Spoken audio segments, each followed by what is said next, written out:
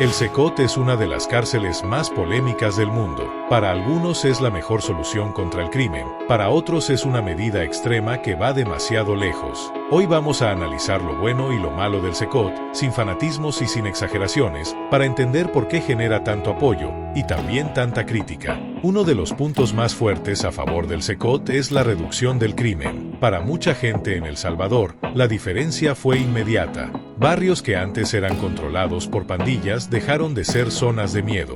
Personas que no podían salir de noche, ahora lo hacen con más tranquilidad. Negocios que pagaban extorsión pudieron volver a trabajar sin amenazas constantes. Esa sensación de seguridad es algo que no tiene precio para quien la perdió durante años. Otro punto positivo es que el Secot rompió el poder de las organizaciones criminales. Al encerrar a miles de miembros peligrosos en un solo lugar, se cortó la comunicación, el control territorial y la capacidad de mando desde las calles o desde cárceles comunes. Por primera vez en mucho tiempo, el Estado pasó a mandar más que las pandillas. También hay que reconocer el efecto psicológico. El Secot envía un mensaje fuerte. Delinquir tiene consecuencias reales y duras. Para muchos jóvenes que estaban cerca de entrar al crimen, ver lo que significa terminar ahí funciona como advertencia. No es un castigo invisible, es un castigo claro.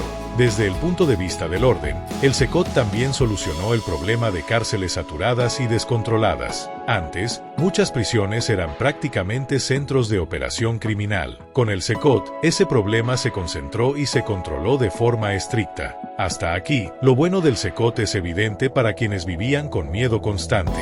Pero para entender el panorama completo, también es necesario hablar de lo malo, de lo polémico y de las consecuencias que no todos quieren ver. Y ahí es donde el debate se vuelve mucho más complejo. Uno de los principales puntos negativos del Secot es el tema de los derechos humanos. Muchas organizaciones y personas critican que, junto con criminales peligrosos, también se haya detenido a personas inocentes o con pruebas débiles. En un sistema tan grande y rápido, el margen de error existe, y cuando alguien termina en el Secot sin haber cometido un delito grave, el daño es enorme. Recuperar la libertad no siempre es fácil ni rápido. Otro aspecto preocupante es la falta de rehabilitación. El Secot no está diseñado para reinsertar a las personas en la sociedad, sino para aislarlas. No hay programas claros de educación, trabajo o reintegración social. Esto significa que, si algún día un interno sale libre, no necesariamente sale mejor, sino posiblemente más resentido o desconectado de la vida normal. También está el problema del trato extremo. Las condiciones dentro del Secot son duras a propósito. Aislamiento, vigilancia constante y disciplina rígida. Para algunos esto es justicia, pero para otros cruza una línea peligrosa. Un Estado que se acostumbra a medidas extremas puede terminar aplicándolas cada vez con más facilidad, incluso cuando no son necesarias. Desde el punto de vista legal, el Secot se apoya en regímenes de excepción. Esto permite actuar rápido, pero debilita garantías básicas como el debido proceso. El riesgo está en que estas medidas, pensadas como temporales, se vuelvan normales. Cuando eso pasa, la línea entre seguridad y abuso se vuelve borrosa. Otro punto negativo es la imagen internacional.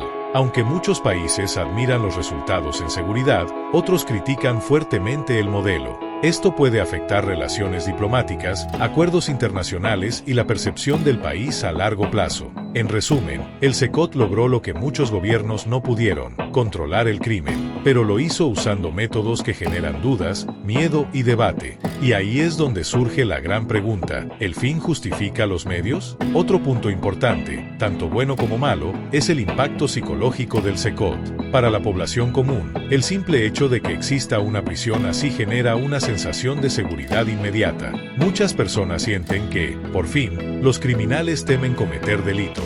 Sin embargo, ese mismo miedo también puede trasladarse a ciudadanos inocentes que viven con la preocupación de ser detenidos injustamente y no tener una defensa rápida. Desde el lado del Estado, el Secot representa control total. Permite concentrar a miles de criminales peligrosos en un solo lugar, reduciendo fugas, motines y corrupción interna. Pero al mismo tiempo, centralizar tanto poder en una sola institución es riesgoso. Si algo falla, el impacto sería enorme, tanto en seguridad como en imagen pública. También está el costo humano para las familias. Aunque muchos presos cometieron crímenes graves, sus familias siguen existiendo. Hijos, padres y parejas quedan marcados socialmente. En algunos casos, incluso familias de personas inocentes sufren el mismo castigo social sin haber hecho nada malo. Un punto positivo poco mencionado es el efecto disuasivo. El SECOT no solo castiga, también previene. Muchos criminales deciden no actuar por miedo a terminar ahí. Este efecto es real y ha reducido delitos graves. El problema es que el miedo no es una solución eterna.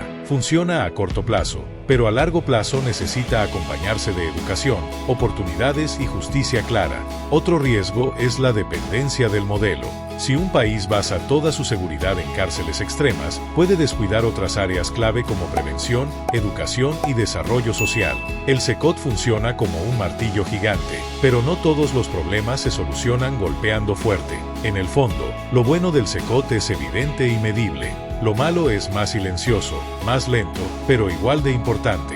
Y si no se analiza con cuidado, puede convertirse en un problema en el futuro. El mayor debate alrededor del SECOT no es si funciona o no, porque en términos de seguridad ha demostrado resultados claros. El verdadero debate es qué tipo de sociedad se construye a partir de este modelo. Una sociedad basada en el orden absoluto puede ser estable, pero también puede volverse rígida, dura y poco tolerante a los errores. Un punto a favor es que el SECOT le devolvió la autoridad al Estado. Durante años, las pandillas y criminales mandaban más que la ley. Hoy, el mensaje es claro, el control lo tiene el gobierno. Esto genera respeto, pero también miedo, y gobernar solo desde el miedo tiene límites. Por otro lado, el SECOT expone una realidad incómoda. Muchos sistemas penitenciarios tradicionales fracasaron. Cárceles pequeñas, corrupción, privilegios para criminales y cero rehabilitación real. En comparación, el SECOT parece eficiente, limpio y ordenado. Pero ser eficiente no siempre significa ser justo. También existe el riesgo de normalizar lo extremo. Lo que hoy se aplica a criminales peligrosos, mañana podría aplicarse a delitos menores si no hay límites claros. Por eso, la transparencia y el control externo son claves. Sin vigilancia ciudadana, cualquier sistema puede desviarse. En lo positivo, el SECOT abrió una conversación mundial. Obligó a otros países a preguntarse por qué sus cárceles no funcionan, por qué el crimen crece y por qué la gente ya no confía en la justicia. En ese sentido, el SECOT no solo es una prisión, es un símbolo de cambio radical. Pero ningún símbolo es perfecto. El SECOT no es el bien absoluto ni el mal total.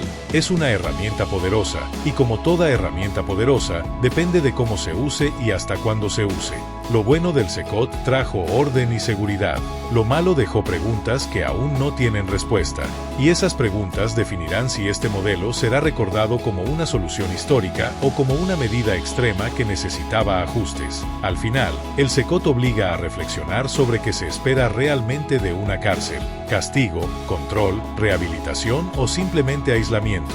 En el caso del SECOT, la respuesta parece clara: control absoluto y seguridad inmediata. Y en eso, ha cumplido su objetivo como pocas prisiones en el mundo.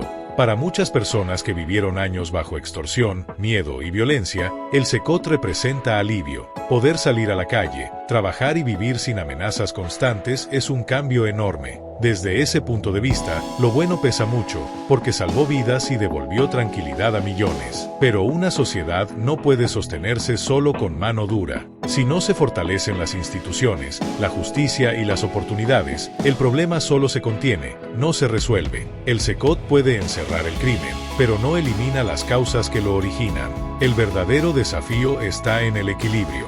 Mantener seguridad sin perder humanidad. Castigar sin destruir el sistema legal. Proteger a los ciudadanos sin crear miedo innecesario. Ese equilibrio es difícil, y por eso el SECOT genera tanta discusión dentro y fuera del país. A largo plazo, el éxito del SECOT no se medirá solo por cuántos criminales encierra, sino por lo que ocurre fuera de sus muros. Si las nuevas generaciones crecen con más oportunidades y menos violencia, entonces el modelo habrá cumplido su propósito. Si no, solo habrá sido una pausa. El SECOT no es una solución mágica, pero tampoco es un simple abuso de poder. Es una respuesta extrema a un problema extremo.